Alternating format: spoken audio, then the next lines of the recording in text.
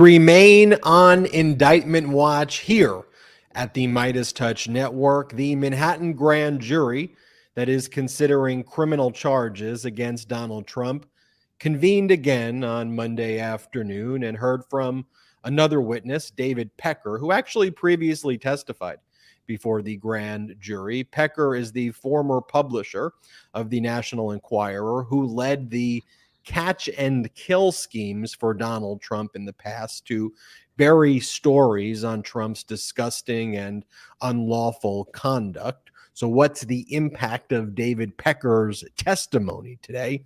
We will discuss.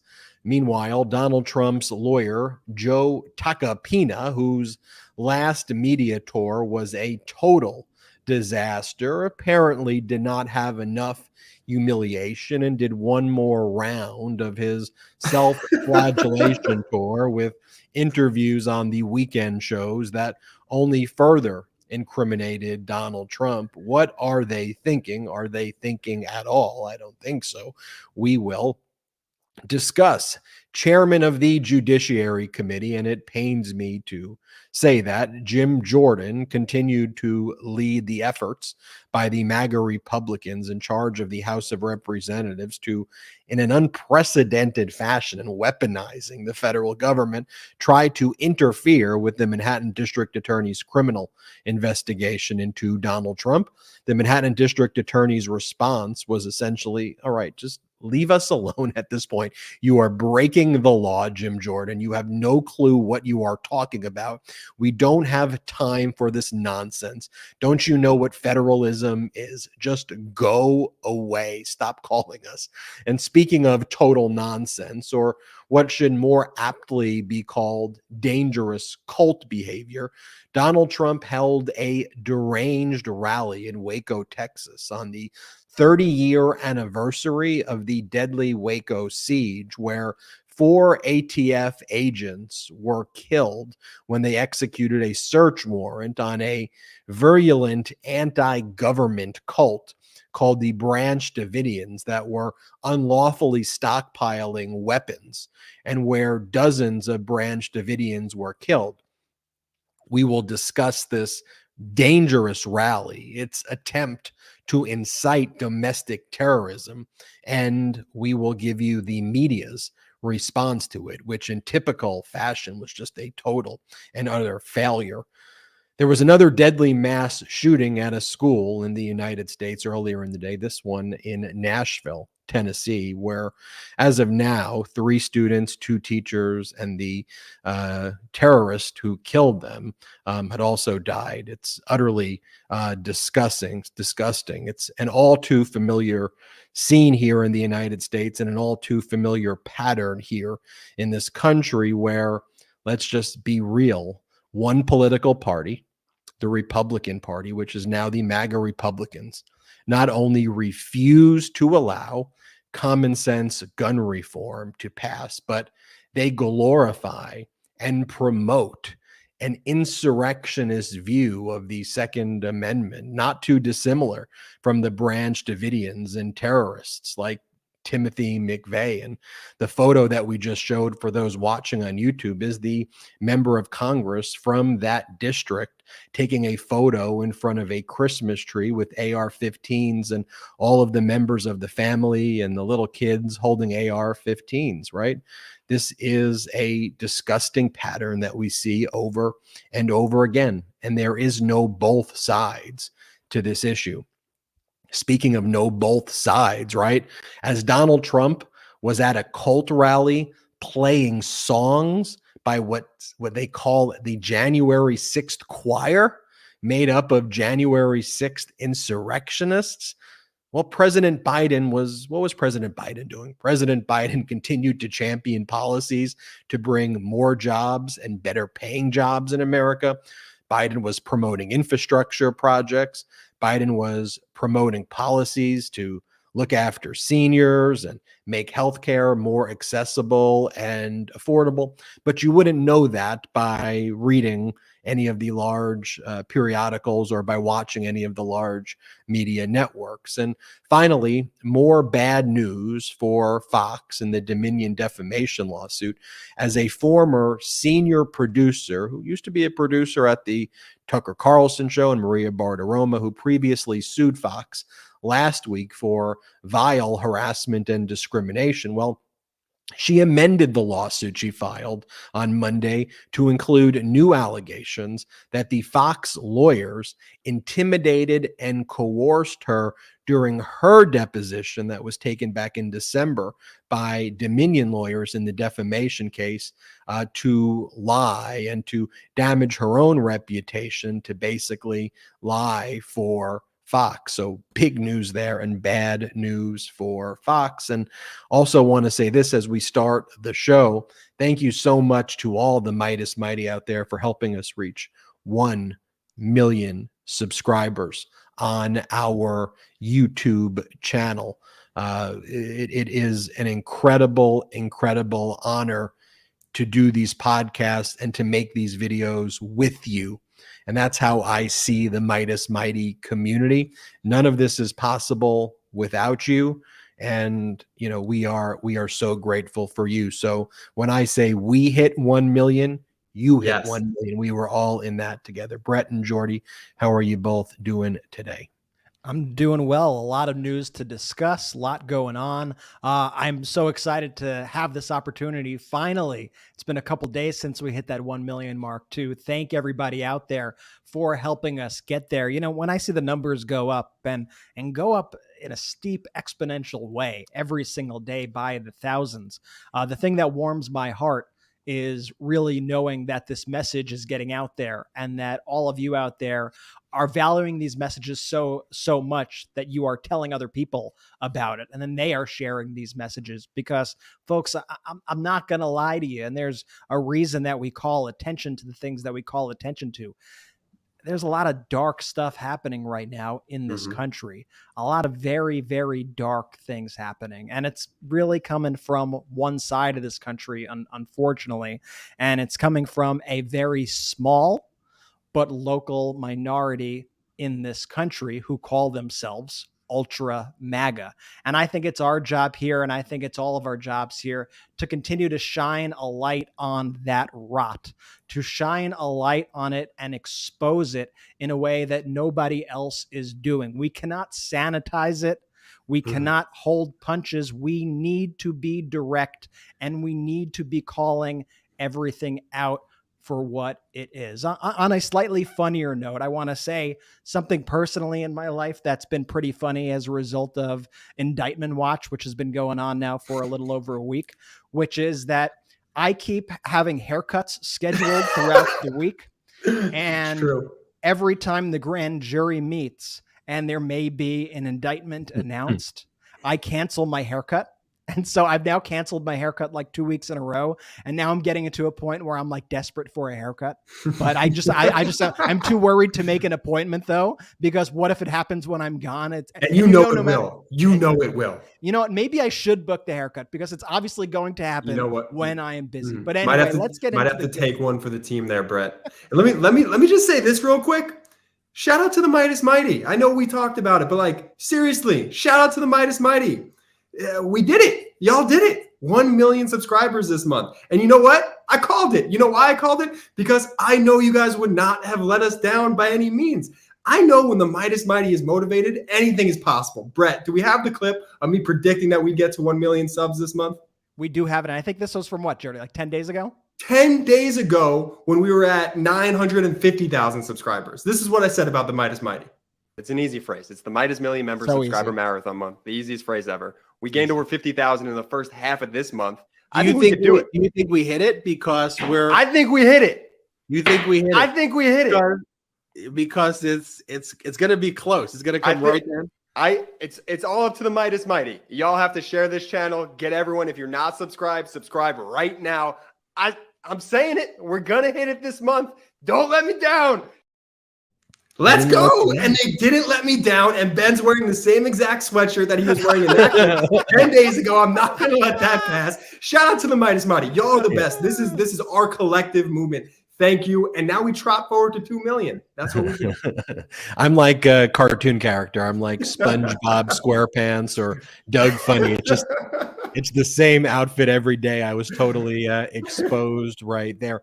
But speaking about being exposed, I think the exponential growth, though, Brett, to your point, is the moment right now is so serious, right? And the forces against democracy here and abroad internationally, they're making their move, right? They are trying to topple democracies across the world. And here you have a situation unprecedented in recent American history, at least, where you have an entire political party. You've got the modern day Republican Party that now calls itself MAGA. And they're just like, we don't care about democracy.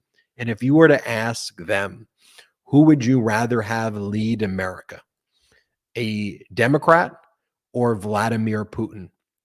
Overwhelmingly, they would say they would want Vladimir Putin to run and rule America as a dictator.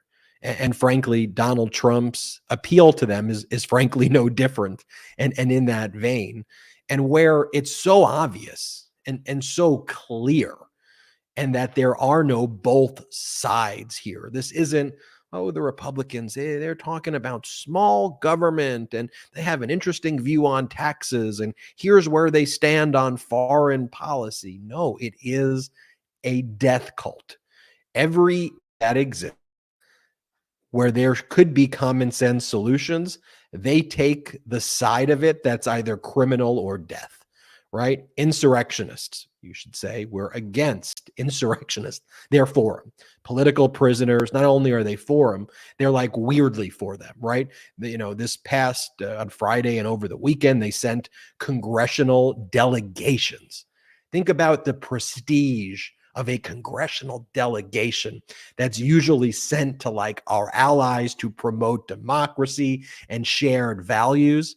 The Republicans sent a congressional delegation to the January 6th prisoners wing in the DC jailhouse and treated the January 6th insurrectionists like heroes. Okay, you take an issue like a global pandemic, right? Global pandemics should be treated seriously. Pandemics bad. The MAGA Republicans just spread conspiracies around it and essentially root on the pandemic. It's really, really weird. Free and fair elections. MAGA Republicans against that. Only if they win will they accept the results of it. You can go down every single issue and then come up with what is the craziest position, what is the most fascist position, what is the most asinine way to view this issue. That's where the MAGA Republicans will come out. But let's just look at like what the media says, about some of these things. Like, this is what the New York Times said leading into the Donald Trump rally. This is a direct quote from the New York Times, which basically says, and this is about Donald as he's going to Waco, right? The site where Timothy McVeigh cites for his inspiration for the Oklahoma City bombing after the ATF validly executed a search warrant at this Branch Davidian compound. The Branch Davidians were a religious cult that was virulently anti-government. Frankly, if you look at Branch Davidian language about guns and government, it's hard to find a difference between what they say and what Marjorie Taylor Greene says. Frankly, if you go back and you read the types of quotes that Timothy McVeigh has stated, you would think, if I didn't tell you that Timothy McVeigh said it, you would think that it is the statement being made by a modern day MAGA Republican. But this is what the New York Times says. They go, Donald J. Trump, the former primetime reality TV star, known for his love of big stages and vast crowds, has embraced a more humbling and traditional style on the campaign trail in recent months, right? So here you have, when a New York Times or these larger media networks, when they kind of criticize what we do, right? They go, you're spending too much time on Trump. We're a plan at the large media networks. We ignore him. We should ignore him. That's the best way to deal with it. And as I always say, you don't ignore him. You actually romanticize him. And the reason we cover him here consistently is because he's trying to destroy our country. I don't know what is bigger news, right? Like, what would be bigger news in Germany with the rise of Adolf Hitler than the rise of Adolf Hitler, right? And so you're going to ignore it and come up with something and say Adolf Hitler, the former artist and World War I soldier, known for his love of large stages and his oratory skills, has embraced a more subtle tone. And by the way, it's not just New York Times. Like, this is what the AP said. We're going to show you, and we're going to play for you, for our audio listeners, what took place at this completely deranged rally in Waco. And this is what the AP says about it. They go, this is Associated Press. They go, Trump facing potential indictment holds defiant Waco rally. Facing a potential indictment, Donald Trump took a defiant stance at a rally Saturday in Waco. With a hand over his heart, Trump stood at attention when his rally opened with a song called Justice for All, performed by a choir of people imprisoned for their roles in the January 6th insurrection at the U.S. Capitol. Like, doesn't that glorify, like doesn't it make it look like, how batshit crazy is that statement right there, that he's even doing that? It's completely romanticizing these events. And it's the problem with this notion of balance that the media has. And this is something that we often discuss on the show. They try so hard to view the Democratic Party and the Republican Party as just two different sides with differing ideas. But Ben, I think you actually summed it up best this week. When you tweeted out, you said this, which I'll just repeat your statements for you. You said, our discourse needs to reflect the reality of the current political paradigm. It's not Democrat, liberal, progressive versus Republican, conservative. It's Democrat / pro-democracy, which includes liberals, progressives, conservatives, and independent, versus Republican, which includes MAGA, Trump, and authoritarians, which are often the same thing. And I think that is the paradigm we need to be looking at this country through right now. This is not a set of two ideas. When you have one entire political party, or at least the driving force of that political party, I don't want to act like it's everybody who's a Republican is like this, but certainly the driving force, the people who are in power, the people who are Speaker of the House, the people who run committees, the people who act as de facto Speaker when Kevin McCarthy is not there, like Marjorie Taylor Greene.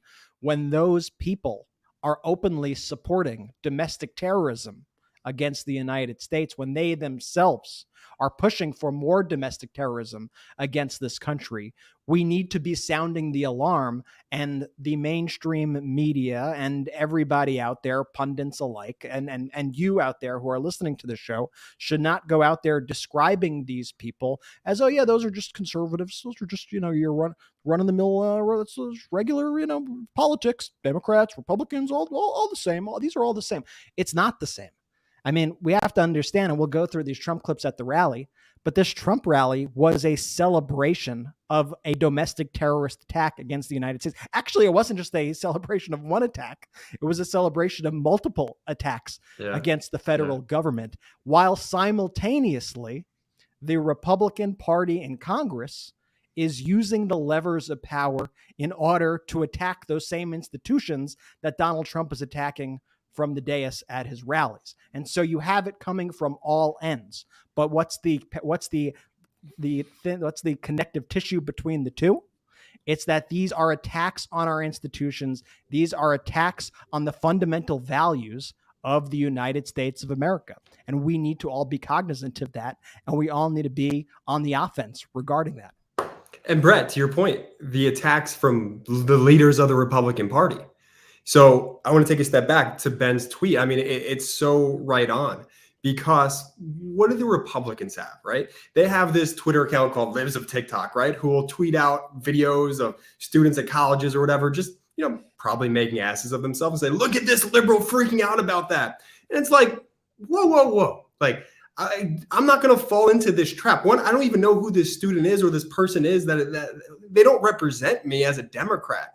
Whereas you actually have the leaders of the Republican Party, the Marjorie Taylor Greenes, the Gateses, the McCarthys, the Trumps, who are attacking this country from within on a daily basis. That is at their highest level of leadership and government. Those people hate this country. Those MAGA Republicans are a threat to this amazing country that we all get to live in. Yeah, that's their counterpoint always. When you have Donald Trump and the Jim Jordans and the Comers and the Marjorie Taylor Greenes and the Kevin McCarthys and the Gosars and the Boberts, you go through all of them. These are the Matt Gaetz. These are the leaders of their party. And then they're also led by influencers like someone named Cat Turd. They look up to this influencer account called Cat Turd. But these are real influential people. Yeah. By the way, Trump and the campaign cites Cat Turd as one of their polls about why he's beating DeSantis. Not kidding. Not kidding here. The Cat Turd poll. And then on the other hand, what then they'll do and create lib of TikToks or whatever they call it, they'll go and pick some random person, to your point, Jordy, who's at some school, who's yelling in a crowd, who we don't even know if is a Democrat or what they view. And they go, you see what the liberals are doing? Here's what the liberals are. And it's like, well, that person doesn't speak for me. That person's not the leader. That person doesn't have any actual leadership ability at all. And that's part of the both sides trick that the media then kind of falls into and then pushes this false narrative. Oh, they're just the left and the right. They're all extreme. They're all extreme. No, I mean, the bottom line at this point, the quote unquote left in America, in many other countries, would probably be a center right party, if we're being totally honest about what the composition would be. And like if you went to a lot of countries in Europe, like their right-wing party is actually probably further left than the modern day Democrats are. But I like, though, ultimately a party in the Democrats, though, that is a Big Tent party of progressives, of liberals, right? Of people who, left the Republicans but have conservative views. Independents, people not affiliated with political parties. I genuinely want the best ideas to prevail. I want to work hard to get the best ideas, and I want to grapple with that. The MAGA Republicans don't want to grapple with that. What they want to do is pick a little soundbite and then go, ha, ha, ha, ha, ha. You see, versus like have a real constructive conversation when Democrats are trying to have a real constructive conversation. And just look, we talked about this event in Waco. Brett, you mentioned the MAGA Republicans in Congress held a hearing leading up to it, attacking the ATF. It was like called how the ATF is taking away your Second Amendment rights. It called it something like that. Then there was a trip to the January 6th insurrectionists with a congressional delegation. That's the name of the hearing. ATF's regular. So by the way, the hearing right here is actually called the committee is an oversight and accountability subcommittee on economic growth, energy policy, and regulatory affairs, right? And so the hearing that the Republicans hold in an economic growth, energy policy, and regulatory affairs is ATF's assault on the Second Amendment. When is enough enough? That's what they call it. Then there's the congressional delegation to champion the insurrectionists, and then there's the rally that was sequenced on purpose in that fashion. And so here's how the event starts. It begins with them saying, put your hand to your heart to celebrate a new song called Justice for All by the January 6th choir. Here, if we have this clip, can we play this clip right now? Ladies and gentlemen, please rise and place your hand over your heart for the #1 song on iTunes, Amazon, and the Billboard charts, Justice for All, featuring President Donald J. Trump and the J6 Choir. I mean, by the way, these are the people who attack Colin Kaepernick for taking a knee.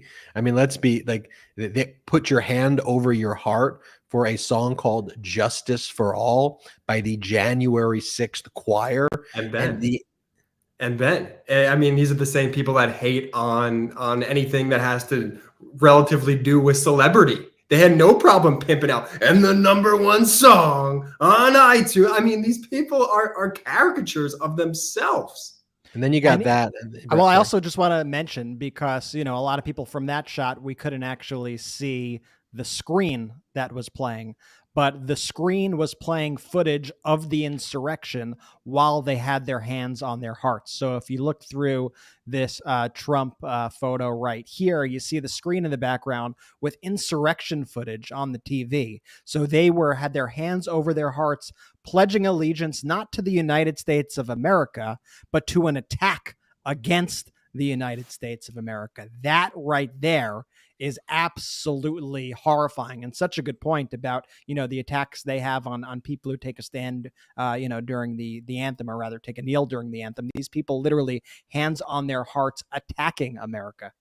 What could be more disgraceful to our national anthem and to our flag than leading essentially a prayer, a pledge of allegiance, if you will, to the January 6th insurrection? Are you kidding me? And then the event goes with Trump, doing his greatest hits. This is Trump calling Putin and Xi smart and just praising them. That's a major part of the event. Here, play this clip. I used to talk to Putin. I got along well with Putin. I used to talk to Putin about it. It's something he certainly had in his mind, never even talked about it. For 4 years, you didn't even hear about it. As soon as I was out or left, or however you want to describe that catastrophe, they started putting soldiers on the border. But even then, he didn't want to do it. He wanted to get a peace. Now it looks like he'll end up probably getting the whole thing. But I've never seen anything like it, what's happened. And if you saw the other day with President Xi, smart, top of his game. President Putin, smart, very smart people, standing there talking about the world order for the next 100 years. That's one of the saddest things you can imagine, one of the saddest. I just want to say before you get into the next clip, I know that there are a lot of people, including probably people who watch us, who go the media shouldn't cover this guy. But to me, as we were saying earlier, the headlines after this rally, honestly, this should have been front page news.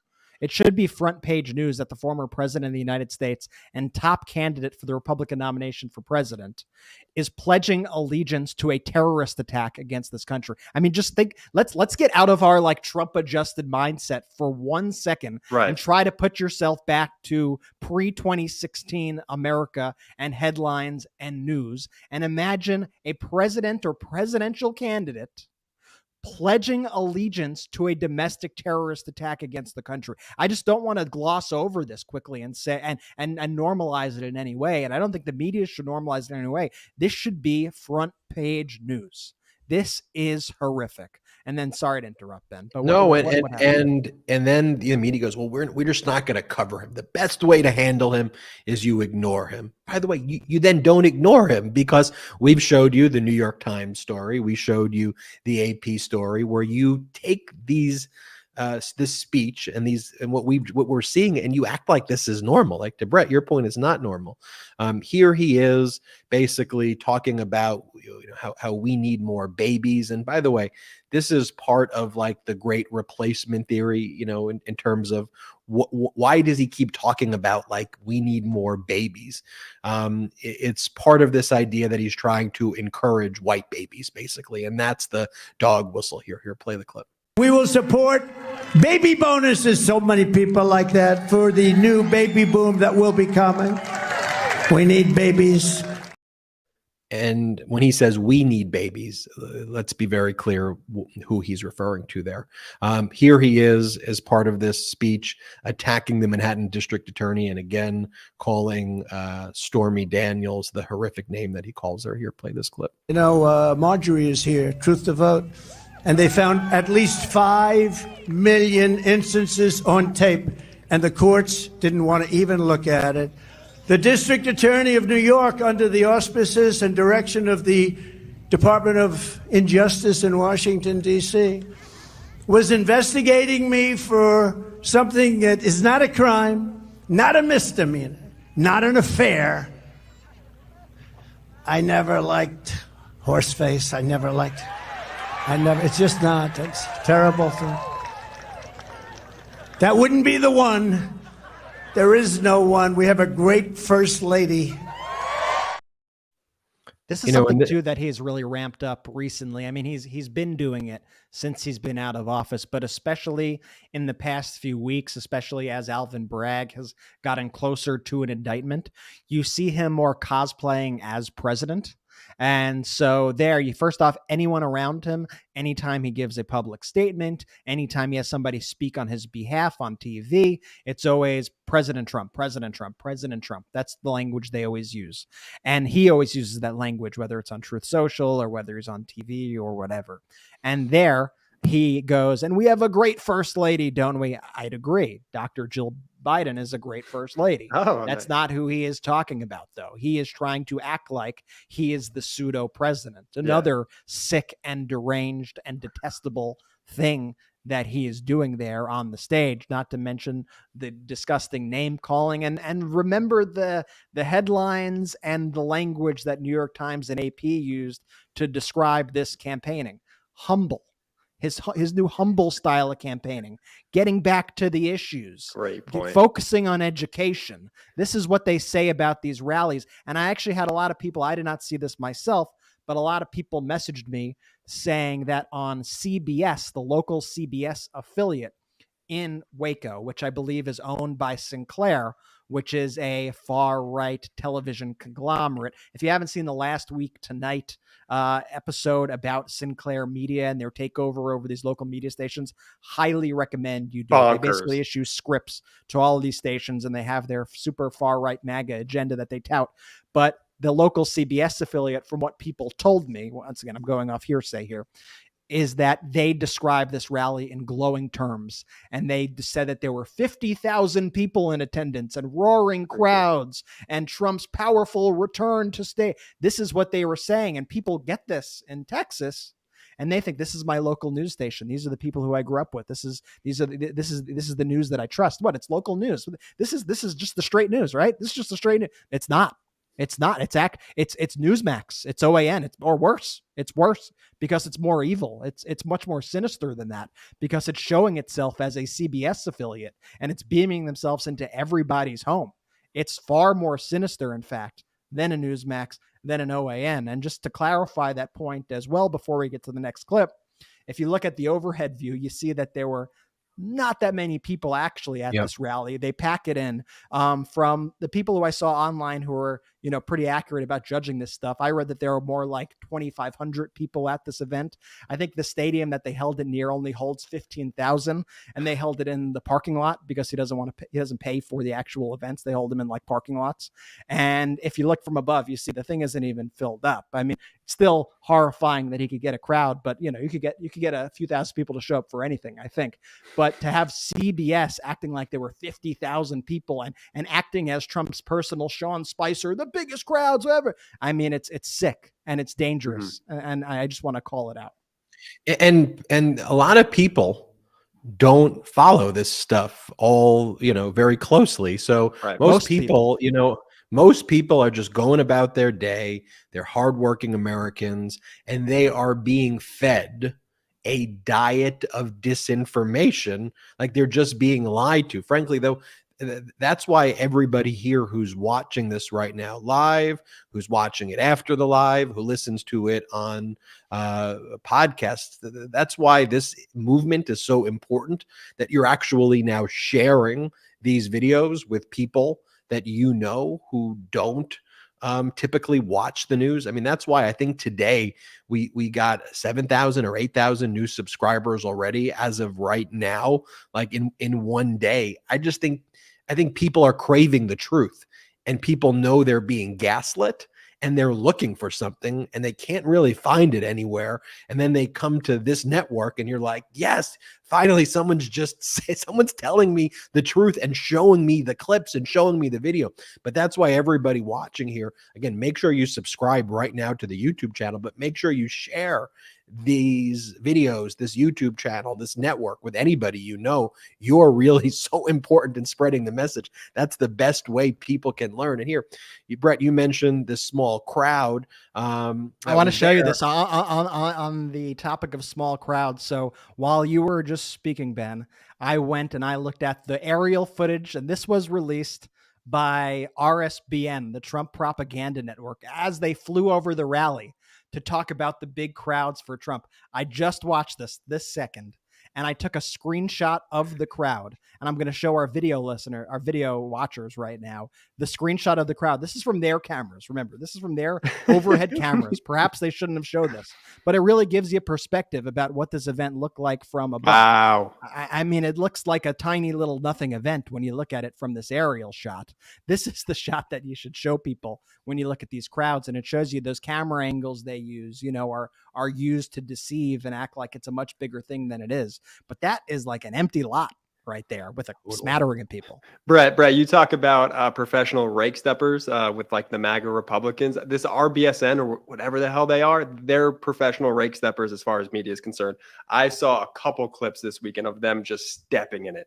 And honestly, it's like, it's being told the sky is orange when you watch RBSN or whatever they are. And we all know it's blue. And then they show you the sky. Yeah. Like this with the crowd. They reported that this crowd was monstrous. Let's go to the aerial view. And the aerial view, it's like, a couple people. It's beyond pathetic and embarrassing. And just to your point, Ben, people are so frustrated about being gaslit by the media that they just want the truth. I think it's called Right Side Broadcast Network, whatever they are. RSBN. Yeah. One of the funny things about this whole Newsmax dispute, where all of these right wingers were saying you got to let Newsmax on, like Newsmax is not watched by that many people. Like, you want to do a straight comparison between the Midas Touch network and Newsmax of who watches it. Like, on any given day, millions of more people watch this, right? Yet you have all of these like right-wing MAGA people in their fascist way telling DirecTV, you need to bring back Newsmax or else. And then DirecTV like brings them back. It's like no one gives a crap about Newsmax at the end of the day. Yet Fox is fearful of them. Just know out there that our numbers are bigger. Like, I want you to know that no matter what, know that. But we just can't be exhausted. We can't be exhausted by it. We have to look at this and go, okay, now I take action. And that's why we show you some of these clips. Like here, I want to show you, this is from the beginning of the rally. Here were some of like the warm-up acts before Donald Trump. Ted Nugent, the country singer. This is how people get mad, Ben. I noticed in the comments when you call him a country singer. He's just a rock singer. I saw the comments. They were pretty vicious of your description as Ted Nugent as a country singer earlier today. So I'm just I don't want to feel the wrath. Don't get up. I see you looking at Brett like you're mad. He's just getting your back. I just don't want to feel the wrath of my. Can I just call him Ted Nugent a fascist? Yeah, I'll just go Ted Nugent a fascist. This is how he started. I want my money back. I didn't authorize any money to Ukraine to some homosexual weirdo. I want my money back. I mean, they're clapping for that. I don't even think I have to tell you how deranged that is. And you're right, Brett. I'm sorry to all the country music fans out there forever. I'm sorry for all the music fans out there in general with associating Ted Nugent with any music at all. This is the MAGA Republican Lieutenant Governor Dan Patrick of Texas. This is what he had to say. Play the clip. When Donald Trump was president, there was no DEI or ESG or drag queen shows with children attending. He wouldn't have put up with that for one moment. Yes, diversity and drag queens began post 2020, as we all know. There were no diversity initiatives prior to 2016 or prior to 2020, as we all know in this country. I mean, come on, how does anybody buy this stuff? And that's the lieutenant governor of Texas. Once again, these are legitimate people who have power over people's lives. We're not picking apart just a random person. And there are plenty of random people there who are super kooky, and we'll play some of that too. But yeah, well, I'll play you this one to your point, though. This is, though, the random people, if you will. These are the supporters of MAGA right now. This is what it means to be a Republican in 2023. I just want you to think about that. Like, how wild, how deranged is what I'm about to show you, that this is a political view. So what I'm about to show you isn't like the Branch Davidian cult. Like, these are actually what Republicans are. And this is why I think people who used to be Republicans, independents, people who are not affiliated with political parties, start looking at this and go, okay, I'm not with this crew. Like, this is whoa. And so here I want to show you this. This is on their propaganda TV network. It's one of these. It's not RSBN. Yeah, it's who they elevate to. It's who they amplify. Exactly. And it's who they say this is what all Trump supporters should be. This is their example of a MAGA supporter. Not ours, theirs. I'll play this clip for you right now. It's bad shit. And I said, Dear Mr. Bragg, I hope you had a restful weekend and had some time to be on your knees praying to our God Almighty about your decision regarding our precious, precious President, Donald J. Trump. How would you like to be in his shoes? His torture brings to mind what Jesus Christ went through to save us. President Trump is our savior in this country. There's no one else who can make us whole and great again. Please do not continue to tarnish and persecute this precious, precious man. He is only a man. He is only human, and we are all human. Have forgiveness in your heart for all the damage that everyone has done to him, and please do not continue. Thank you. All right, what do you think, guys? That's beautiful. I like it, and keeping it classy, getting to the point and telling the truth. Keeping it classy. And so this propaganda network also, the male host who you hear, the male host is Ed Henry. He now broadcasts as part of this. What's the Real America's Voice? I can't even keep track of. Yeah, I think that's what they call it. These MAGA propaganda networks. But this is a guy, Ed Henry. He was a journalist on CNN. This guy was a CNN reporter, and then he was a Fox reporter. And now he works for this MAGA propaganda network. I mean, some of these people are like formerly legitimate people who have fallen into this cult and are pushing this propaganda from their authoritative stance, from their authoritative image. It makes it so much more dangerous. And once again, this is who this MAGA media is holding up as this is a MAGA supporter. It's a cult. It's a sickness that we just witnessed there. And that was echoed by everybody who they talked to throughout the rally, spoke in similar terms. Trump is sacrificing for our sins. Trump is the second coming of Jesus. This is exactly what Jesus went through. I mean, these are sick thoughts that people are having. This is really deranged stuff. Couldn't agree more with you there, Brett. And here, like, I'll just show you this one clip. This is Marjorie Taylor Greene. She's elevated on all of these networks. I mean, let's face it, she's probably number one, number two most powerful Republican right now in the House of Representatives. She's someone who Kevin McCarthy has allowed to serve as the kind of acting Speaker of the House on multiple occasions, and she presides over the House of Representatives. Here, this is what she had to say about Alvin Bragg. Play this clip. Here we have a Manhattan DA, Alvin Bragg, on the verge of breaking the law as he's trying to please his master, George Soros, and bring these charges against President Trump. It's unbelievable. Bogus. I mean, you think about how disgusting it is what she says, saying that Alvin Bragg pleasing his master, George Soros. I mean, it is racist. It is anti-Semitic. It is a deranged conspiracy theory. Again, bringing George Soros into this is like, George Soros, what are we talking about, George Soros? And they repeatedly do this over and over again. Yet the New York Times headline, the Associated Press headline, all of the local news headlines from Sinclair Media are all portraying this as a normal event, as a normal rally. And when you normalize the behavior, or when you ignore the behavior, that is, and those are the ingredients where fascism can kind of stew, and fascism can boil, and fascism can then eventually creep up on you and take over. And frankly, this country in 2015 and 2016 was ill-equipped, did not see it coming. Frankly, I consider myself I blame myself too. I blame myself for not stepping into this fight in 2018. I was just going on with my legal career and representing people and just kind of closing my eyes and covering my ears and just thinking someone else was going to come along. So someone else would do it. And no, that doesn't exist. Right. So then finally in 2020, during the pandemic, me and my brothers, we founded the Midas Touch Network.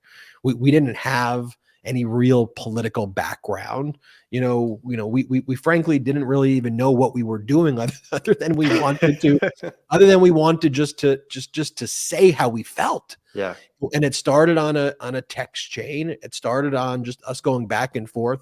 And finally we were like, okay, like let's post the tweet. All right, let's maybe do a video. Let's write a story. I don't know. And then went from 1 follower to 3 or 4. And then this community took form, truly grassroots. You all formed the Midas Mighty, and we're humbled to be a part of this group with you. And collectively together, we can push back against this insanity. We could be the change collectively that we've been waiting for. And so I am so honored that we had 1 million subscribers on YouTube this weekend, and that more people are watching this than any of that right-wing filth. And I think that's important to rebut some of the things you're seeing right there. We still got a lot to discuss, including new developments on Indictment Watch in the Manhattan District Attorney's Office. We got to also talk about some new events in the Dominion lawsuit against Fox. We should also talk about the school shooting, another horrific mass shooting that took place today. We've got that and much more to talk about right after this quick message. This episode is brought to you by BetterHelp. Getting to know yourself can be a lifelong process, especially because we're always growing and changing. Now, the last few years especially have been a wild ride, filled with my own personal self-realizations and growth. Therapy is all about deepening your self-awareness and understanding, because sometimes we don't know what we want or why we react the way we do until we talk through things. BetterHelp connects you with a licensed therapist who can take you on that journey of self-discovery from wherever you are. Now, I personally have benefited directly from therapy, allowing myself to talk through and work through experiences in my past that were unknowingly having a major impact on the way I go about my day-to-day. Therapy is an incredibly helpful tool for learning positive coping skills and how to set boundaries. Now, over time, I've truly learned how to become the best version of myself. And look, therapy is for everyone, not just folks who may have experienced major traumas, because what you're going through, what you're working through, it matters, and never discount that. Now, if you're thinking of starting therapy, give BetterHelp a try. It's entirely online, designed to be convenient, flexible, and suited to your schedule. Just fill out a brief questionnaire to get matched with a licensed therapist and switch therapists at any time for no additional charge. Discover your potential with BetterHelp. Visit betterhelp.com/Midas today to get 10% off your first month. That's BetterHelp, HELP.com/Midas. Lock him up! Indictment season is upon us. Celebrate with the new Indictment season t-shirt and v-neck exclusively at store.midastouch.com.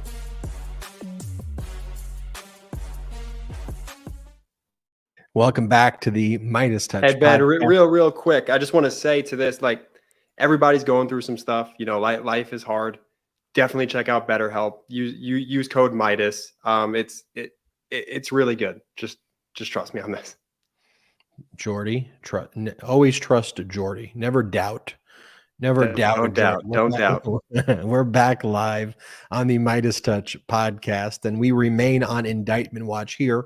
The Manhattan District Attorney met again on Monday with there was a witness who arrived. We weren't sure who the witness was, although we learned it was later in the afternoon, David Pecker, who was the previous publisher of the National Enquirer. Here's a few things that we know, though, about this grand jury.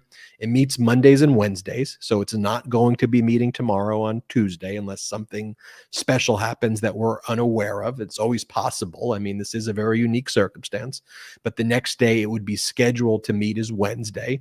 We also know that these grand juries, this grand jury in particular, meets in the afternoon. That's why we saw Pecker walk in at 2 Eastern time. That's when the witnesses start. And so if there are no additional witnesses, that means, just based on the data, there should be a vote on Wednesday. Now, it's possible that for a variety of reasons, like safety protocols, or a juror could be sick, that they don't have a quorum, or there could be reasons why you'd push this into next week. But if Pecker is the last witness, the vote should happen on Wednesday, just following where the data is, where the grand jury would vote on whether or not to criminally indict Donald Trump. Now, David Pecker, the former publisher of the National Enquirer, led what was called catch and kill schemes for Donald Trump. In other words, when people would pitch the National Enquirer stories, the National Enquirer would buy stories. And they would buy stories for Donald Trump, basically to kill the stories so that they would never see the light of day, and they would enter into contracts with the people who would sell the rights to the stories.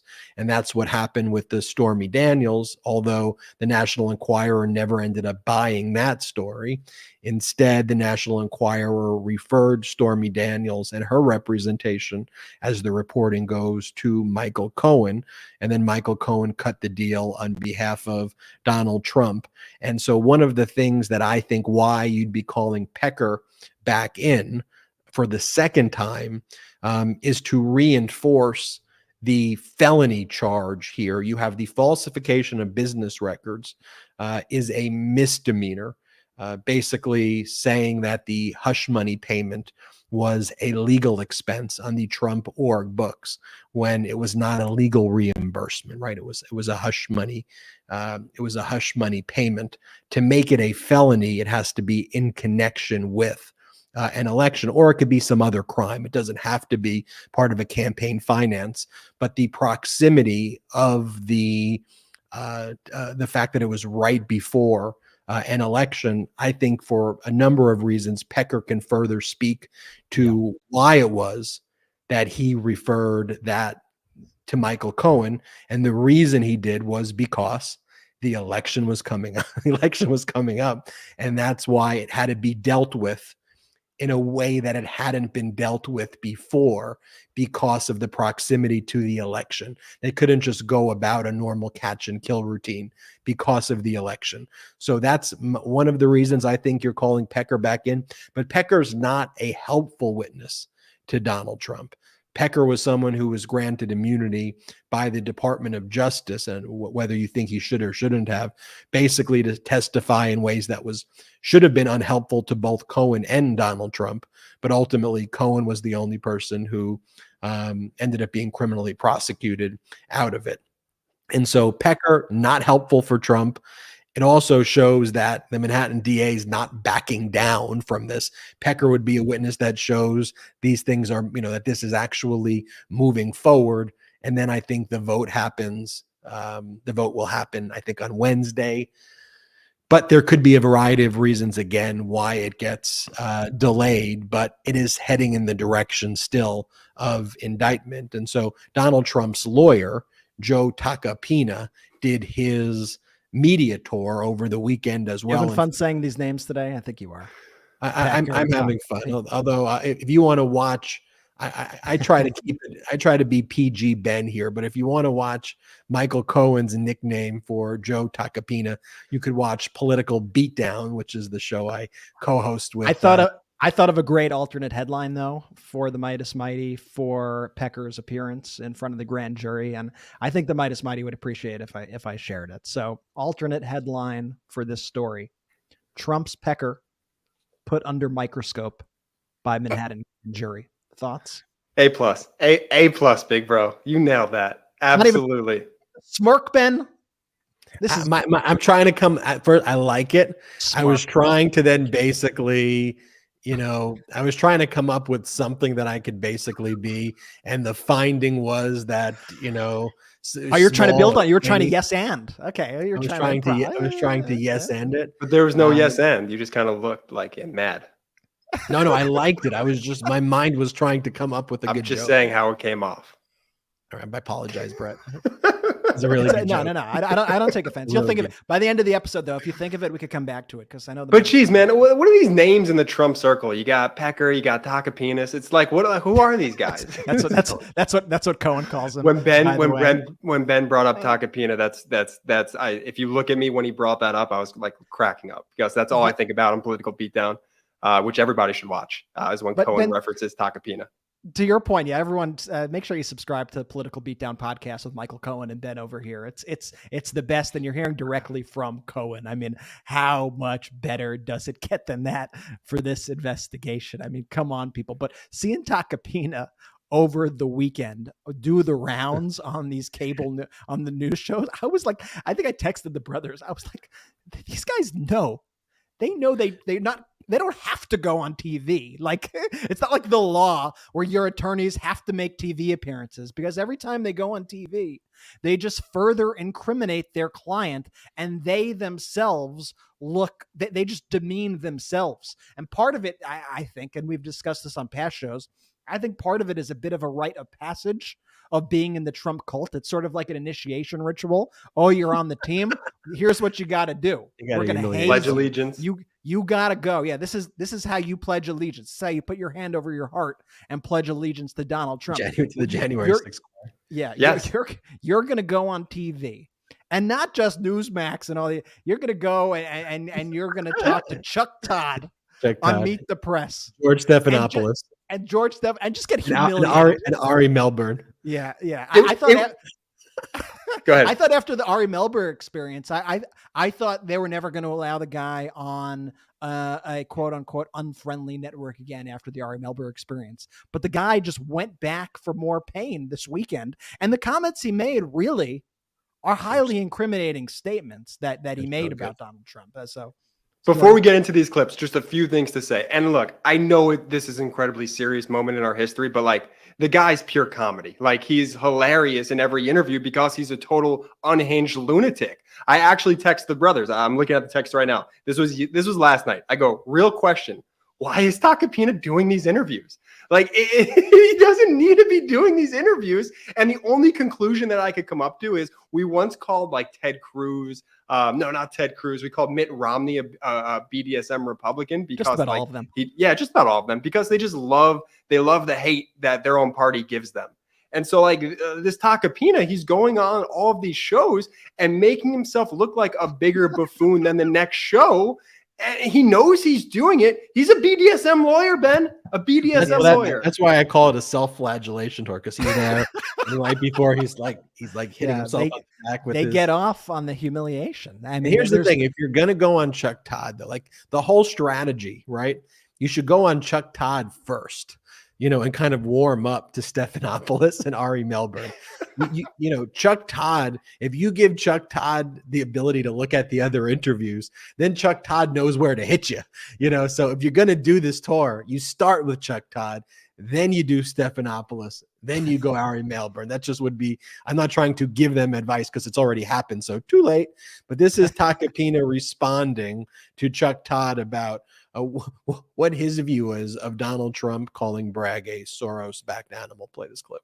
Called him a degenerate psychopath, and he called him a Soros racist in reverse, saying this is the Gestapo. As his lawyer, do you stand by those comments? So, Chuck, as his lawyer, I want to dissect this case because it's a case that shouldn't be brought and wouldn't be brought up for anyone other than Donald Trump. Let's be clear about that. Does anyone actually think, left, right, or in the middle, that anyone else will be prosecuted for making a civil settlement in a hush money case with personal funds? Of course not. No one's ever been prosecuted for that. The closest we've come is John Edwards back in the day, where a donor paid $900,000 for his mistress and the child to be housed somewhere. That case was ultimately dismissed by Department of Justice after they couldn't get a conviction, and that was with the donor. The distinction here is so vast, and it's clear to anyone, whether you're on, again, if you're a supporter of Donald Trump or detract or don't like anything about Donald Trump, we should all be concerned as citizens in this country about the weaponization of a prosecutor's office, and that is what this is. And I swear to you, in my 32 years as both a prosecutor and a defense lawyer, I've never seen an abuse of discretion like this. Well, you say that. We don't know what the charges are yet. We have no idea what the charges are. But I go back to, is it, no, would you advise a client? Would you advise a client to personally attack a prosecutor like this? I mean, it's dehumanizing, Mr. Tacopina. You know, Chuck, I know. I'm not his social media consultant. I think that was an ill-advised post that one of his social media people put up, and he quickly took down when he realized the rhetoric and the photo that was attached to it. But that being You're said, only referring to the baseball bat. He didn't take down the other rhetoric. Wait a minute. You're referring to the baseball bat thing, which of course was featured in the New York Post cover. New York Post thought it was a pretty rough hit, and there was a doubt. I mean, here's the thing. We went through January 6th, so it's not like a possibility that Trump's rhetoric creates violence. It's already happened once. Are you not concerned this could happen? Well, I'm not accepting that proposition that his rhetoric created violence. I think violence was on the way that day, but I'm not here to discuss. When he says, by the way, I'm not going to accept that premise that his actions created violence on that day. One of the incredible things about Tacopina, too, is that he's previously taken a number of positions against Donald Trump. And so Tacopina represented an insurrectionist in a sentencing hearing where he literally said it was basically Donald Trump's fault. That raised the rhetoric, and that led to his client at that time, which, by the way, was Julian Cotter. He represented the guy who attacked and assaulted Capitol Police Officer Sicknick, who died as a result of the assault. And in that sentencing memorandum, that's what his position was. His position was it was all of this rhetoric created at the highest levels. Is a direct quote from Tacopina's legal brief. There it is, just so you can all see it. It says, a climate of mass hysteria fueled by the dissemination of misinformation about the 2020 election originating at the highest level gave rise to a visceral powder keg waiting to ignite. And that is precisely what occurred. Tacopina wrote that. Okay, here's his signature right here on the document. Like we have his signature, and this isn't an ancient history. This isn't even 2 years ago. This just happened a few months ago. 4 months ago. Yeah, like 4 months ago he wrote that. And by the way, Chuck Todd did a great job in that interview. I tend to not be a Chuck Todd fan, but he's been stepping up to the weirdness of this moment week in and week out. So shout out Chuck Todd, man. Keep up the great work. But why doesn't anyone bring that up? Like, that's an excellent point. Tacopina has done the rounds. Like, I've never seen an analyst just call it out point blank as swiftly and as smart and brilliant as you guys did. That's why people come to the Midas Touch Network. But also, it's not only, and all Republicans do this, it's not only the deflection on air that bothers me. It's just the cowardice. It's the utter cowardice. It's the, I think there was probably just a social media consultant who posted that footage. It was probably just a social media guy who did it. Can you go deeper? Because his voice is like hilariously deep. Every time I watch a clip, like it gets deeper. That's probably the deepest. It's such a great point, though, Brett. It's the gaslighting, and they're too weak to even say this is how I feel. Like, okay, you want to just say, oh, it's a George Soros funded whatever. Like, okay, just say how you feel. You know what you're doing. Stop with the BS and just go out and say how you feel. And ultimately, if you support terrorists, just tell the people you support terrorists. You're going to try. Your first instinct is to blame the January insurrectionist on a boogeyman called Antifa that you made up. That doesn't have a leadership structure. That isn't even like a real thing. It's Antifa. Antifa did it. Weird like, of the Republican Party to take a trip to the DC jails to hang out with Antifa and have a song with the J6 choir made up of Antifa and BLM. Like, there's just no even consistency with them. And when you see, Brett, when there's like an incident that happens too, whether it's like the Department of Justice executing a search warrant at Mar-a-Lago, right? Like, because the truth doesn't matter at all to them, they like try a bunch of different things, like, and there's no consistency between them. And so it's just like a barrage, lie, because it just doesn't matter. It's like, well, we weren't even served with a search warrant. It's like, okay, yes, you were. The FBI planted it. It's like, no, they didn't plant it. They're you keep going on and on and on. You Chuck. Hey, Chuck. So this next clip of Joe Tacopina, you have Chuck Todd pressing him. He makes a fatal mistake here. And I want you to look at Joe Tacopina's face when he realizes what he just said. Joe Tacopina tries to equate that everything that Donald Trump does with the Trump Organization is Donald Trump's personal actions. Remember, the Trump Organization was just convicted on multiple felony counts, more than a dozen felony counts. And here you have Donald Trump's lawyer saying that everything that happens at the Trump Organization is a reflection of Donald Trump personally. Just watch Joe Tacopina's Look at his eyes. Look at his eyes here when Chuck Todd confronts him on this one. You keep saying it's personal funds.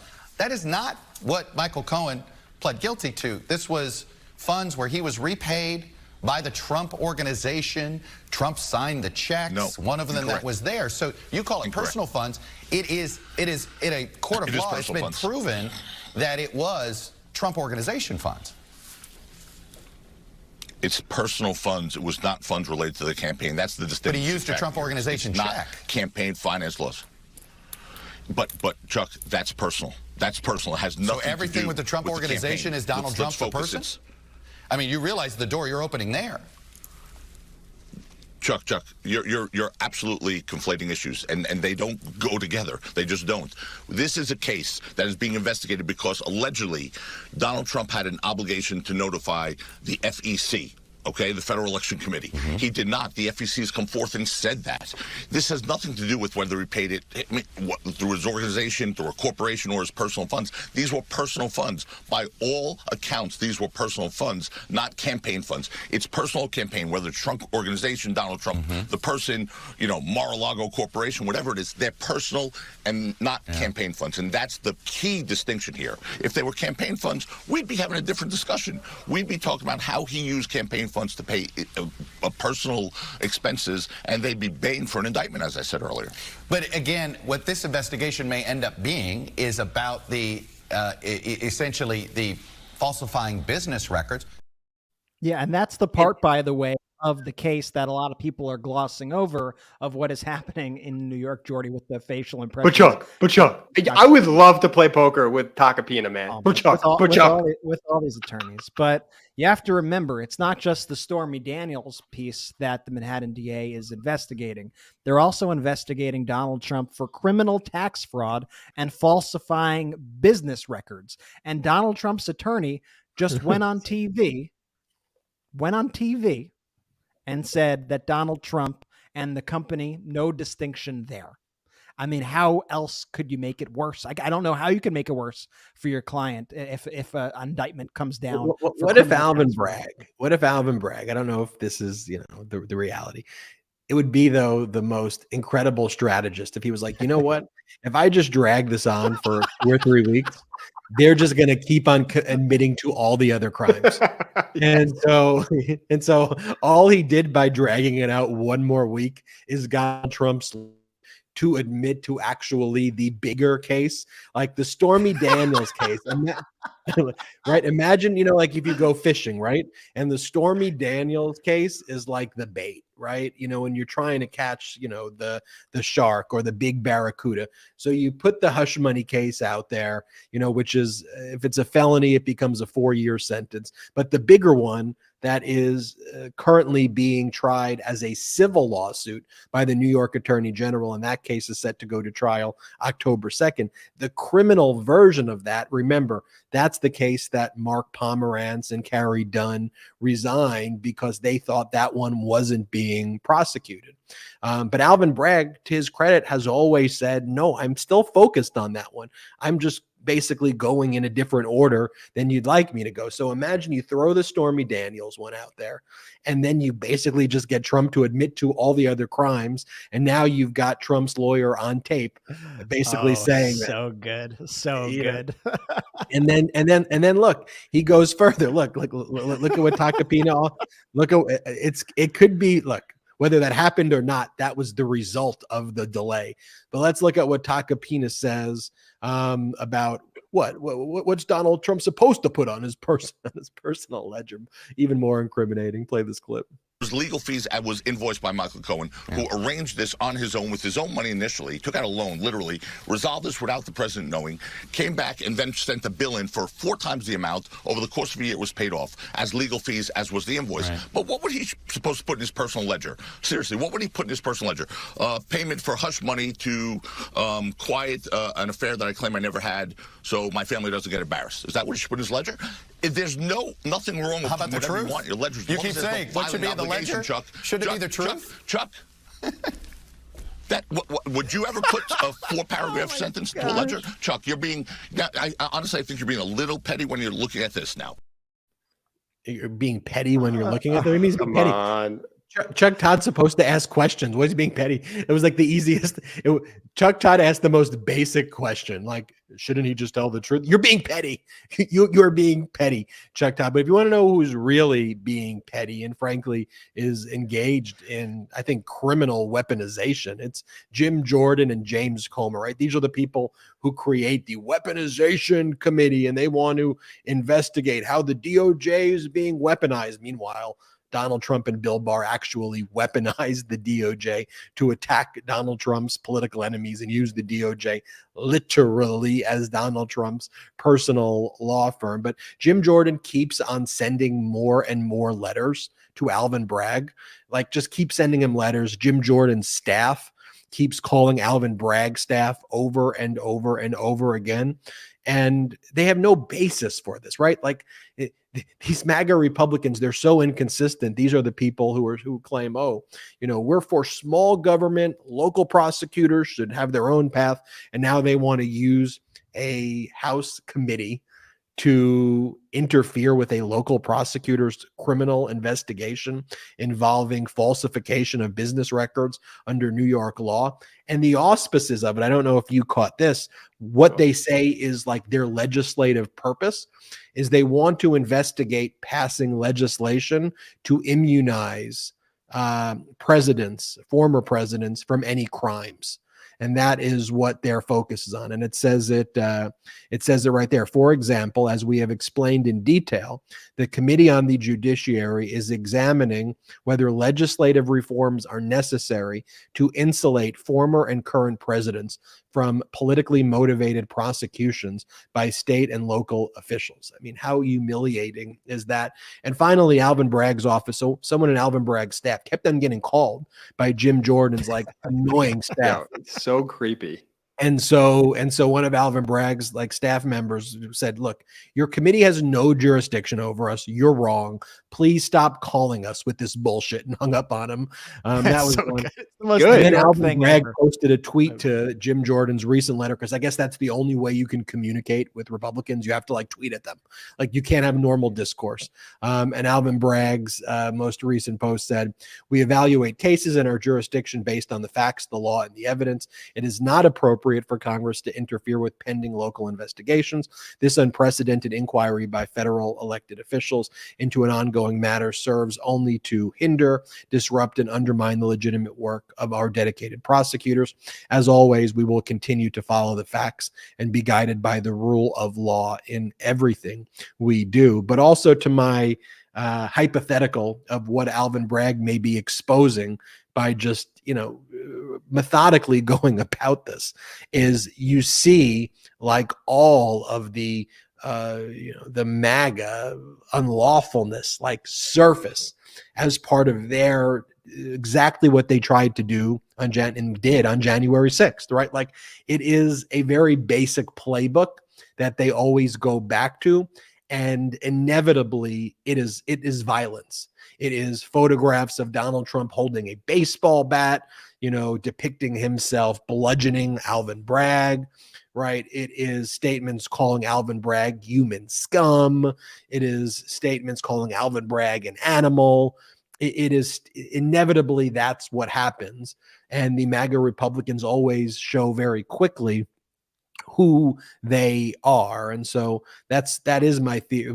I'm sticking by my theory that that's what Alvin Bragg I like it. is doing. Just a quick update on Special Counsel Jack Smith as well, that CBS reported that Special Counsel Jack Smith is continuing to aggressively investigate criminal charges against Donald Trump and is focused on a conspiracy to obstruct the congressional proceeding. Very focused on that. We knew that before, but to hear it from sources with knowledge, I think, just layers on to what we already know.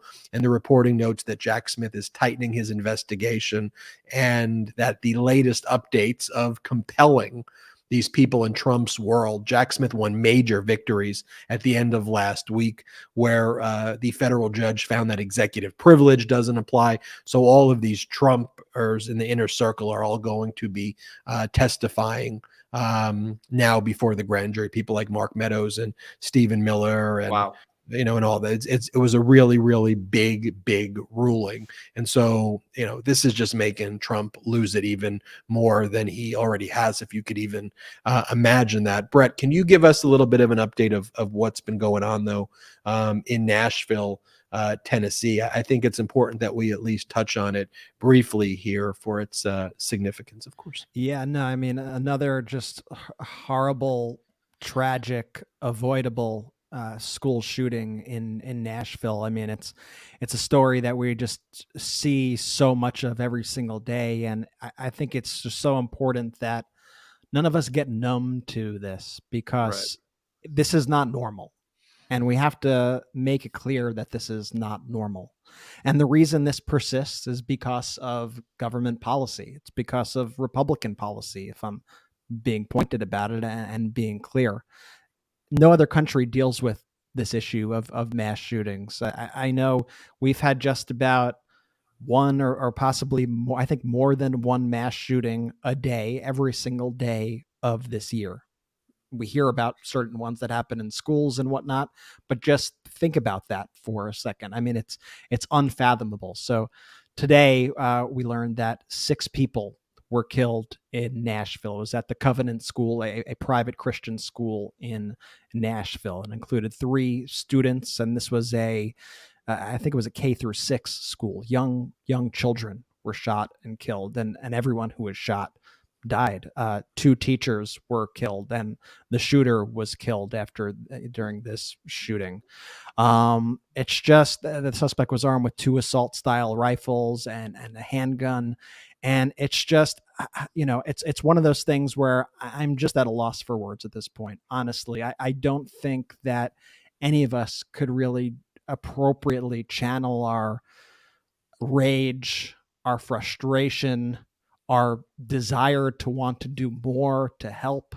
And it's just become such a fact of life in the United States of America to live day in and day out with these shootings. And it's really difficult. I mean, that's all I'm going to say. And we need to keep pushing for common sense gun safety reform here, things that frankly every other country does. I mean, no other country has a major political party who views weapons of war as something that everybody should have, who interprets, these are people who interpret the United States Constitution as allowing for insurrections, as saying everybody should be able to get whatever guns, whatever weapons of war they want, because if they disagree with the government, guess what? They should be able to use their weapons against the government. That's what they tell us. That's their view of the Second Amendment. Could not be more wrong. That's what these Republicans think of the Second Amendment. And every time this happens, you hear them try to blame absolutely everything, except the problem that is staring us right in the face. So today, of course, the first thing that they went to was, what's the commonality between all of these shootings? What's the one thing that all these shootings have in common? Any normal person would go, the guns, the assault weapons, perhaps, the ease in which people could get their hands on assault weapons, maybe that's it. if you said that, guess what? You're wrong. Because you know what the Foxes of the world said today? You know what these MAGA people, these Republicans, you know what they said today? It was doors. The commonality in all these things, all these schools have doors. I'm not lying. Here's Fox blaming doors on the shooting. If we can lock the side doors and make sure that the schools are secure, hopefully we can avoid these tragedies going forward. The doors. They blamed the doors. And just for the record, all the doors were locked at this school. They always just want to also exacerbate the problem. They want to add on to the problem. They want to make the problem worse. When one of these problems arises, when there is a shooting, they say, what we need is more guns, actually. We need more guns. All the kids should have guns. Everybody should have guns. The school should basically be a prison. The school should basically be a prison. Military should be walking down. And these are the people who pretend to give a damn about life. These are the people who pretend to give a damn about, oh, we need to take care of the kids. Oh, save the kids from the drag show. Save the kids from the books. Ban the books. Ban the books. Ban the drag shows. Meanwhile, they let guns run rampant in these schools. I mean, just today, you even had Ron DeSantis, the far below Trump, number 2 candidate for president, one of the Republican main voices in the Republican Party who's running for president in Florida. He says, you know what? He was giving this speech basically while the shooting was happening. I want to specify. I don't even know if he knew the shooting was happening while he was saying these words, but he was pushing for more guns, that there should be permitless carry in Florida, and he wants to get as close to possible as he can on that. Here was DeSantis from while the shooting was occurring today. Now, in terms of the constitutional carry, I mean, I'm for everything. I've said that from the beginning. And but if they send me something that is 90% or 80%, I mean, I'm going to take that win, and we can come back for more at some time in the future. Yes, sir. Take that win. And I also want to, I want to point out the language too that they use to describe this permitless carry, which is anyone could have a gun. Anyone could have a gun right on their person, could walk around anywhere, supermarket, school, wherever they want with the gun. They could have the gun on them. They use the term constitutional carry to try to act like this is something the Constitution, everybody should have weapons of war on them at all times. And I want to highlight the heroism of this woman I saw today. I know a lot of you have probably seen this clip of, this is a mother who was on vacation in Nashville. And this was a mother who was a survivor of the shooting that happened in Illinois not too long ago. She survived that shooting. She's on vacation in Illinois. This shooting occurs. And she sees the cameras. They're doing the press conference. Fox is up. And she takes over the Fox press conference live as the Fox cameras were on her, and delivered an incredibly powerful, important, and poignant message. You got to watch this clip. Aren't you guys tired of covering this? Aren't you guys tired of being here and having to cover all of these mass shootings? I'm from Highland Park. They cut the sound Family for a second. vacation with my son, visiting my sister-in-law. I have been lobbying in D.C. since we survived a mass shooting in July. I have met with over 130 lawmakers. How is this still happening? How are our children still dying, and why are we failing them? Gun violence is the #1 killer of children and teens. It has overtaken cars. Assault weapons are contributing to the border crisis and fentanyl. We are arming cartels with our guns and our loose gun laws. And these shootings and these mass shootings will continue to happen until our lawmakers step up and pass gun safety legislation. I'm pretty sure this was an unsecured weapon. All right, so we're going to break away there because that reporter who was using that camera is obviously setting up to do a live report there. But the woman said it quite succinctly. Aren't you tired of this? Yes, we are tired of this. Yeah, and Fox, who that is the one pushing for just weapons of war to be on the street at all times. And just to set the stage also to what's happening around this, literally tomorrow, if you're listening to this today, Tuesday, the GOP-led Judiciary Committee was set to pass a resolution that would actually make it easier for mass shooters to obtain pistol stabilizing braces. And Representative Eric Swalwell, Democrat Eric Swalwell, called them out for this after the shooting. And they said, you still holding this hearing tomorrow? Are you actually going to pass this policy tomorrow? That's what you're going to do. And Eric Swalwell shamed them. So what did they do? They, of course, did not take it off the table, but they decided to postpone it because the optics of it looked bad. We're gonna postpone that. That's what they decided to do. The Tennessee Republicans, remember this happened in Nashville. This year, they banned drag shows. During the same year, they moved to significantly expand gun access to the state via a series of bills, one of which lowered the carry age from 21 to 18. This is what they were focusing on. Ban drag shows, more guns. And just a couple of years ago in 2021, the governor, Bill Lee, announced permitless open carry of firearms, exactly what DeSantis was just pushing in Florida. And as we said in the intro of the show, here is Representative Andy Ogles, who represents this exact district. This was his holiday card that he posted, him and his young children fetishizing weapons of war, holding AR-15s, smiling in front of their Christmas tree. This is the example that Republicans are setting here. So, folks, when we say that this is all coming from one side, here's the evidence laid out before you. This is what's going on. The GOP last week, as we were talking about earlier, held a hearing attacking the ATF for dealing with guns. Even just today, you had Marjorie Taylor Greene in the midst of all this going on. Did Marjorie Taylor Greene rush to demand help for the children who were killed during this horrific attack? No, what Marjorie Taylor Greene did is she went down to a gun shop in Georgia to defend this gun shop because they were getting a routine inspection from the ATF. And so today, and any day this would be absolutely despicable and disgusting, but today, as these children were shot, Marjorie Taylor Greene thought it was a good idea to go down to her gun shop and defend their right to sell unfettered weapons of war and put them on the street. This is the Republican Party. And Biden came out, he gave some preliminary statements. I like that Biden doesn't try to get ahead of it and try to speculate and say anything before he has the full story. Mm-hmm. But what Biden said was, he laid it out straight. He said, it's sick. We have to do more to stop gun violence. We have to do more to protect our schools so they aren't turned into prisons. And he called on Congress once again to pass his assault weapons ban. Here's President Biden from today. I just want to speak very briefly about the school shooting in Nashville, Tennessee. You know, Ben and I have been doing this our whole careers, it seems. And it's just, it's sick. You know, we're still gathering the facts of what happened and why. And we do know that as of now, there are a number of people who did not make it, including children. And it's heartbreaking, a family's worst nightmare. And I want to commend the police who responded incredibly swiftly, within minutes, and the danger. We're monitoring the situation really closely, Ben, as you know. And we have to do more to stop gun violence. It's ripping our communities apart, ripping the soul of this nation, ripping at the very soul of the nation. And we have to do more to protect our schools so they aren't turned into prisons.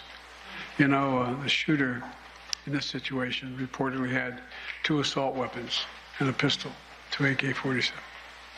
So I call on Congress again to pass my assault weapons ban. It's about time that we begin to make some more progress, but there's more to learn. But I just wanted to send my concern and hearts out to so many parents out there. One of the things that Jamie Raskin, he said last week, he said these MAGA Republicans have an insurrectionist view or interpretation of the Second Amendment, where they say the reason they need these assault weapons essentially is for a revolution against the government. They view themselves as the militia to destroy the government. And that's why they think there should be no limits on it. But as Jamie Raskin pointed out, as I want to show now, that's just very clearly rebutted by the United States Constitution. And this is where, you know, Republicans would say, oh, we are strict textualists. Every word has a meaning and we must look at every word. Total BS. Like everything they do, it's all performative, because if you look at the Second Amendment, the Second Amendment's one of the only places in the Constitution that uses the word regulation. Okay. And it says a well-regulated militia, a well-regulated militia being necessary to the security of a free state, the right of the people to keep and bear arms shall not be infringed. And the Republicans and the MAGA Republicans just say all this means is the right of the people to keep and bear arms shall not be infringed ever. They ignore a well-regulated militia, and they ignore the portion that says being necessary to the security of a free state. And where it's important being necessary to the security of a free state and a well-regulated militia is when you then look at the militia clause, Article 1, Section 8, Clause 15, the power to call forth the militia. The Constitution is very clear when that takes place. And it says the Congress shall have the power to provide for calling forth the militia to execute the laws of the Union, suppress insurrections, and repel invasion. The very essence of when you would call forth a militia is actually to suppress the insurrection, which is the very thing that the MAGA Republicans say is the reason that you need the Second Amendment to essentially permit an insurrection against the Union. That is, and it's not even a close call right there. Whenever we talk about common sense gun reform and the MAGA Republicans' position, I always read this quote because I think it is important. And I always ask our viewers and our listeners to think who may have said this quote. And the quote is, "The government is afraid of the guns people have because they have to control the people at all times. Once you take away the guns, you can do anything to the people. You give them an inch and they take a mile. I believe we are slowly turning into a socialist government. The government is continually growing bigger and more powerful, and the people need to prepare to defend themselves against government control." And I always ask, who do you think said that? And I always hear, is it Lauren? Is it Marjorie Taylor Greene? Is it Matt Gaetz? Is it DeSantis? No, it's Timothy McVeigh who said that. It is Timothy McVeigh, the Oklahoma City bomber, who, by the way, connecting this whole episode, who was inspired by what took place in Waco to commit the Oklahoma City bombing. And that's where Trump spoke over this past weekend to give his campaign rally. And so it is the exact same rhetoric that MAGA Republicans use. It is Timothy McVeigh's rhetoric. It is the Branch Davidians who inspired Timothy McVeigh in Waco, where the Republicans went to hold their cult rally. But then just compare this. We always need to compare this to what's going on in the land of normalcy. And let's just pull up one of the messages that Biden's been talking about as we talk about all this craziness that's going on right now. This is him talking about Medicare and Social Security, right? We're strengthening Medicare and Social Security. My budget would extend the life of the Medicare Trust Fund beyond 2050. Meanwhile, MAGA Republicans in Congress are threatening to gut it. Let's pull up another one about the Affordable Care Act. This is what Biden wrote. The Affordable Care Act expanded Medicaid to cover millions more people. That means more cancers detected early, more mental health treatment available, and less medical debt. Let's pull up another one about organizing. We could pull up the last one, Brett, then go to organizing. Extreme MAGA House Republicans' proposals would rip food assistance away from families. It would put 1.2 million women, infants, children in jeopardy. My budget would put food on the table in school cafeterias and in American homes. The next one. From President Biden. I'm sick and tired of companies breaking the law to keep workers from organizing. It's time to pass the PRO Act. Workers have a right to form a union. Look, these aren't in all caps. This isn't calling, posting baseball bats and threatening prosecutors, right? This is why we have a government. And when I think about political leaders, I want adults in the room who are grappling with an objective reality and trying to solve problems. And as I always say, do I agree with President Biden on everything? Or do I agree with the Democratic Party on everything? I don't. And there's, sometimes it's with the degree, it's how we prioritize certain things. I don't agree with them on everything, but I do know that they are adults in the room trying to solve actual problems and talking about the problems and actually passing legislation on things that I think we should all care about, right? Like we should care about jobs and better wages, and we should care about making healthcare affordable and accessible. We should make education affordable and accessible.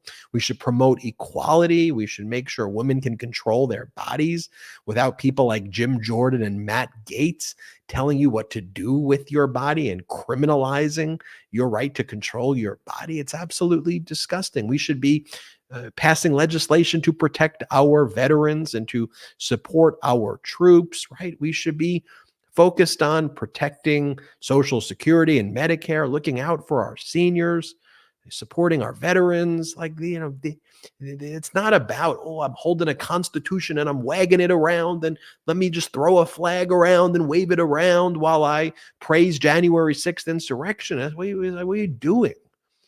We show that we're patriotic here in the pro-democracy community through our conduct each and every day.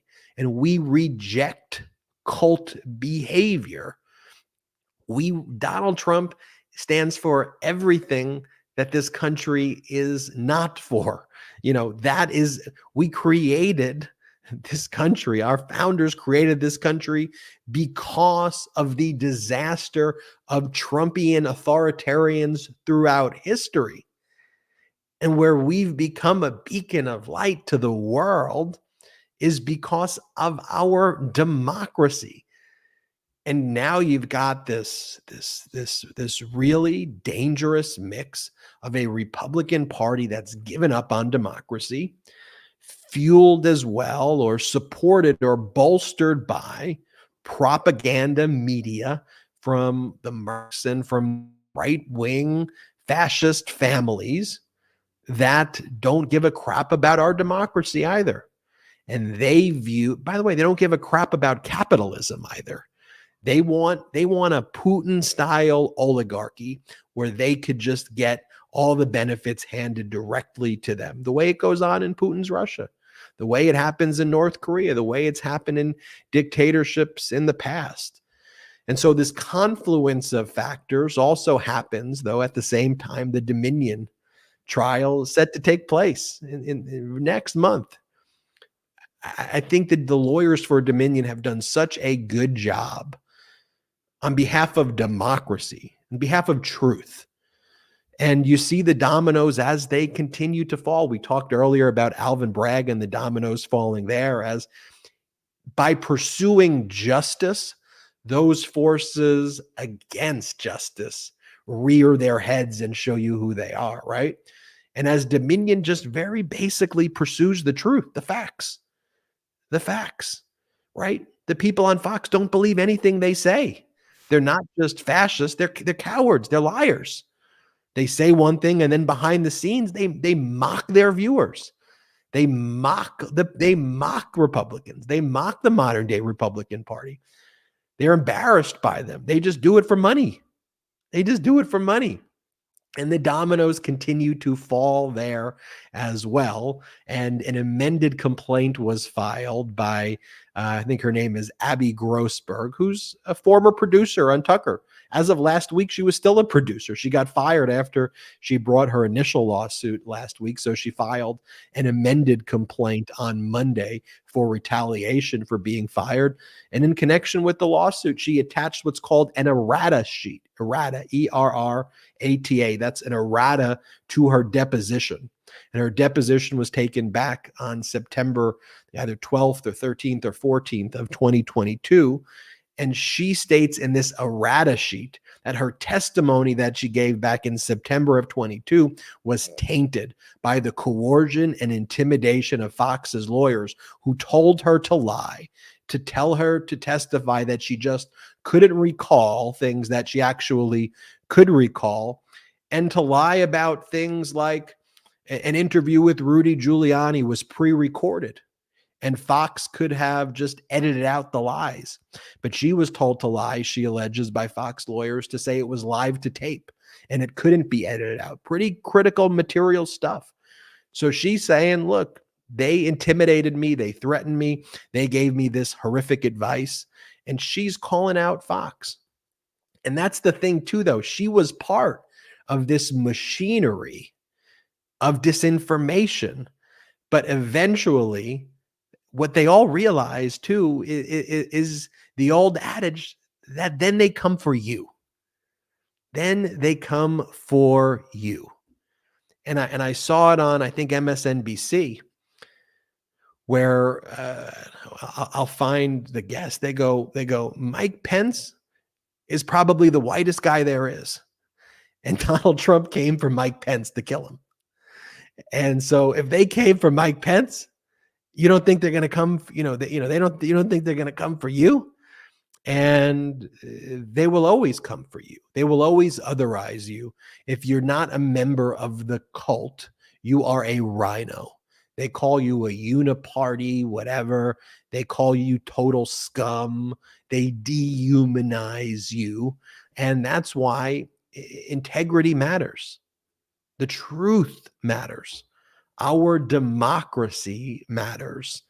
And you can't be led astray by this fascistic, despicable system that these MAGA Republicans want to hoist up. They'll come for you. They'll cannibalize each other. And look, as we do mark 1 million subscribers here at the Midas Touch Network, I am relieved.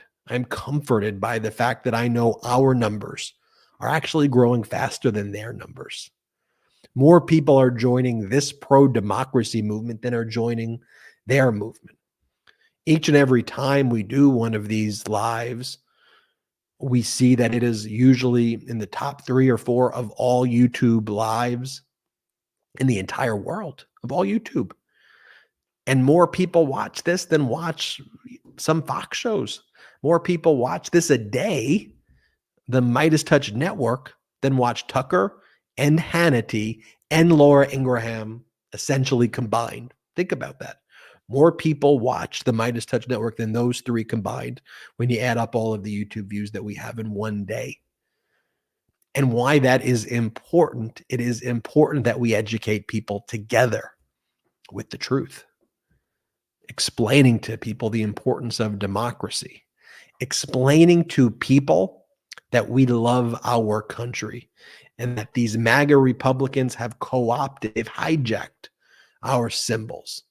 They've hijacked the flag for their fascism. They've hijacked the Constitution, and they've hijacked these terms: patriotism, of love of our country, of the USA chant.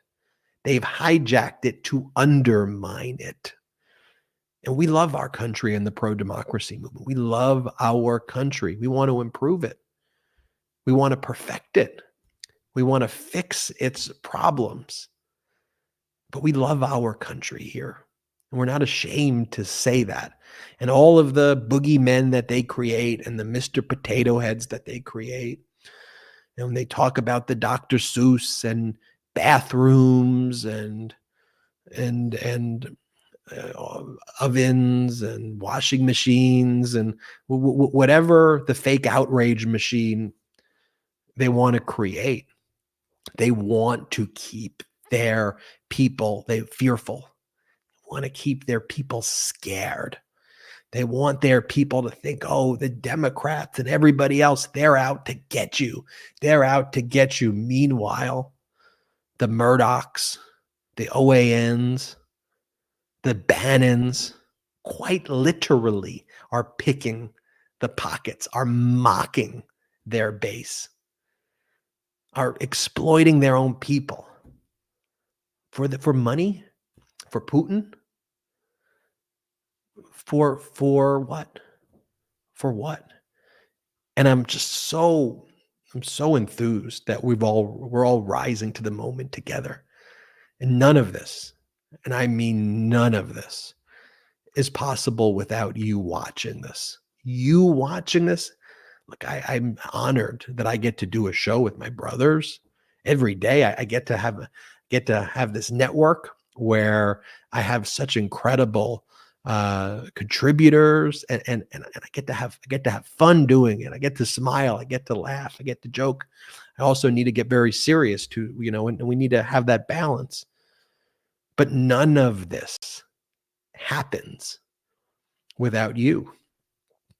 And what the future is, what the future holds, is up to you. It's up to the movement. It's up to the pro-democracy community. It's up to you. We can't wait for whoever. Jack Smith is great, or Alvin Bragg this, or Fani Willis, or Letitia James, or Biden, or whoever. We collectively, we the people are the difference makers.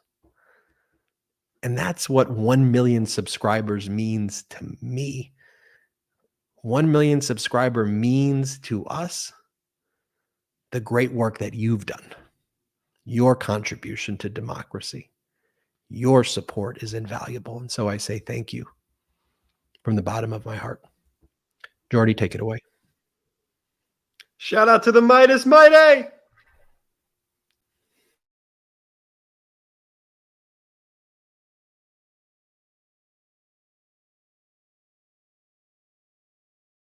Lock him up! Indictment season is upon us. Celebrate with the new Indictment season t-shirt and v-neck exclusively at store.midastouch.com.